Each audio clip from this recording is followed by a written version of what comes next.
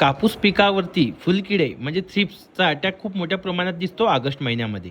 तर याचं नियंत्रण करणं फार मोठी गरज असते, जेणेकरून आपले कापाशीचे पानं जे आहे हे वाकडे नाही झाले पाहिजे. जास्त वाकडी झाली पानं मित्रांनो तर जे अन्नरस आहे झाडाचा तो कमी होईल आणि त्याच्यामुळे फुलपाती बोंड याचं घड मोठ्या प्रमाणात होऊ शकते. फुलपाती बोंड कमी प्रमाणात लागू शकतात.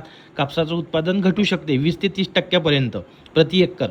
तर मित्रांनो इथं तुम्ही थ्रिप्ससाठी फिप्रोनिल यूज केलं तरी खूप मोठ्या प्रमाणात त्याचं चांगले रिझल्ट येत आहे. आणि जास्त महागडं औषध यूज न करता या स्टेजला तुम्ही फिप्रोनिल यूज करा आणि चांगल्या प्रकारे थ्रिप्सचं नियंत्रण करा. आता याच्यावरती आपण कमांडर नावाचं औषध यूज केलं. कमांडरनं बघा मित्रांनो कसे छान रिझल्ट आले, अप्रतिम.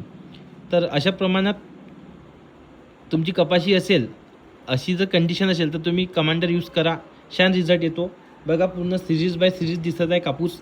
आणि महत्त्वाचं काय आहे मित्रांनो, कापसाची आहे ना कायिक वाढ जास्त झाली नाही पाहिजे. जास्त पाला जास्त पाने झाडाला असणं हे उत्पादन कमी असण्याचं लक्षण आहे.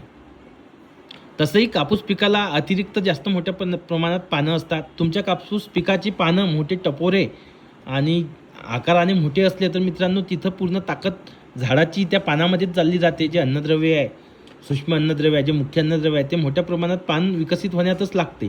तर फुलपाती बोंड चांगले जर दर्जेदार करायचे असेल आपल्याला तर पानाची साईज लहान पाहिजे, फ्रेश पाहिजे, टवटवीत पाहिजे. त्याच्यावर कोणत्याही प्रकारचा रसशोषक किडीचा किंवा बुरशीचा प्रादुर्भाव नाही पाहिजे. त्यावेळेस आपण चांगलं उत्पादन घेऊ शकतो. आणि यासाठी आपल्याला पानाची जी क्वालिटी आहे व्यवस्थित ठेवणं आहे.